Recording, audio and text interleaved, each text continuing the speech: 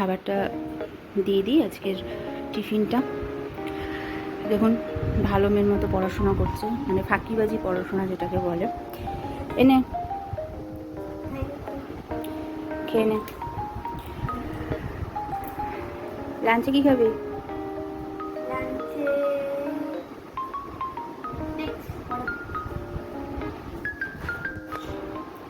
দেখছি না, তাড়াতাড়ি বল কি খাবি, কারণ আমাকে ঝটপট রান্না বসাতে হবে।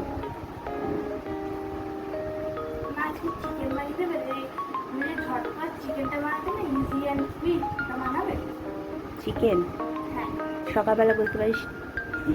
দেখছি, চেষ্টা করছি বানানো। তাড়াতাড়ি খেয়ে নে, খেয়ে ফাঁকিটা কম মা, মেরে তাড়াতাড়ি করে পড়াশোনাটা কর, ঠিক আছে? ব্রেকফাস্টে মেয়েকে পরোটা আর পনির আলুর একটু তরকারি করে দিয়েছিলাম, সেটা দিয়ে ব্রেকফাস্ট তো হয়ে গেল। ওর আবদারে এখন চিকেনের ঝোল বানাচ্ছি, যেটা চটপট হয়ে যায়। আর যা গরম পড়েছে বাইরে, তো একটা চিকেনের পাতলা ঝোলের রেসিপি যদি হয়ে যায় তার সাথে গরম গরম ভাত, তো জমে যাবে ব্যাপারটা পুরো। আর এই যে রেসিপিটা কিন্তু প্রত্যেকেই করতে পারবেন, খুব সহজ পদ্ধতিতেই আমি দেখাচ্ছি। যারা বাইরে থাকেন, হস্টেলে থাকেন পড়াশোনার জন্য, যারা বাইরে থাকে, বাড়ির খাবার ঘরের খাবার যারা সবসময় খেতে পারেন না, বাইরে থেকে কিনে খেতে হয়, তারা কিন্তু এই রেসিপিটা জানা থাকলে নিজেরাই কিন্তু করে খেয়ে নিতে পারবেন। আর এই ডিশটা আপনারা যে কোনো জিনিসের সাথেই খেতে পারবেন, ভাত, রুটি, লুচি, পরোটা, সমস্ত কিছুর সাথে। তো প্রথমে চিকেনটাকে ভালো করে ধুয়ে আমি তেলের মধ্যে, কড়াইতে শুধু তেলের মধ্যে চিকেনটাকে ভালো করে বেশ কিছুক্ষণ ধরে সাঁতলে নিয়েছি, যতক্ষণ পর্যন্ত না চিকেনের গায়ের কালারটা চেঞ্জ হচ্ছে। তারপরে মোটা মোটা করে কাটা বেশ কিছুটা পেঁয়াজ আমি এর সাথে অ্যাড করলাম। ইভেন কন্টিনিউ আমি কিন্তু এটাকে নাড়াচাড়া করেই যাচ্ছি, যাতে নিচ দিয়ে ধরে না যায়। তারপরে দেখুন কিছু গরম মশলা অল্প থেতো করে নিয়েছি, এটাকে থেতো করে সেই গরম মশলাটা দিয়ে দিলাম, আর কিছুটা কারি পাতা জলে ধুয়ে আমি এর সাথে অ্যাড করলাম।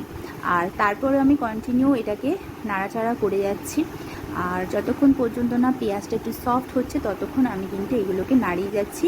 আর এর মধ্যে আমি কি করেছি, আদা, রসুন, লঙ্কা আর টমেটো এটাকে ভালো করে পেস্ট করে নিয়েছি। কাঁচা লঙ্কা আপনারা যেরকম ঝাল খান সেরকম দেবেন, আমি একটু ঝাল কম খাই, তো কম কাঁচা লঙ্কা দিয়ে পেস্টটা দিয়ে দিলাম। আর এটাতে কিছু গুঁড়ো মশলা যেমন ধনে, জিরে আর হলুদ, আর একটু অল্প লাল মরিচ যেটা আমি গুলে রেখেছিলাম জলে, সেটা আমি এর মধ্যে অ্যাড করে দিলাম। আর এর সাথে আমি অল্প একটুখানি গোলমরিচের গুঁড়োও দিয়েছি জলের মধ্যে গুলে।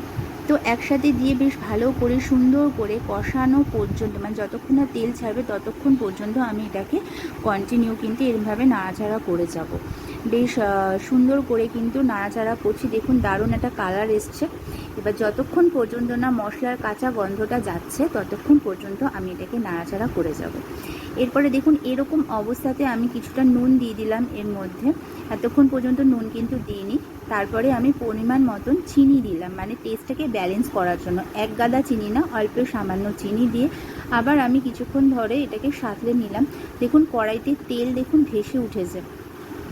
এই পর্যায়ে কিন্তু আমি এটাকে তখনও পর্যন্ত নাড়াচাড়াই করে যাব, আর যাতে ভেতর থেকে যাতে চিকেনটা খুব সুন্দরভাবে যাতে সেদ্ধ হয়ে যায়, মানে কুক হয়ে যায়। চিকেন খুব সফট হয় এমনিতেও।